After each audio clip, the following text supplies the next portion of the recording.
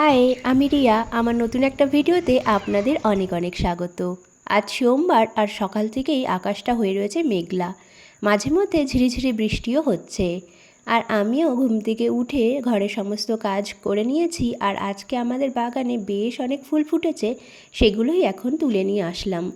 আর আজকে যেহেতু সোমবার, শিব পুজোও আছে, তাই আগে আগেই সকালবেলায় স্নান সেরে ঠাকুর ঘরে চলে এসেছি। এখন আগে পুজোটা সেরে নেব।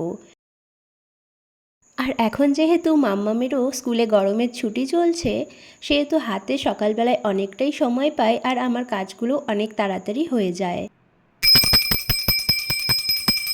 এদিকে আমার পুজোও শেষ হতে না হতে দেখি বাইরে বৃষ্টিও শুরু হয়ে গিয়েছে। আর এই বৃষ্টির দিনে এক কাপ চা হলে তো সকালটা পুরো জমে যায়। তাই এক কাপ চা নিয়ে চললাম এখন নিজের মতন করে সময় কাটাতে। আমার হাজবেন্ডও বেরিয়ে গিয়েছে আর মাম্মামের মতন খেলতে ব্যস্ত।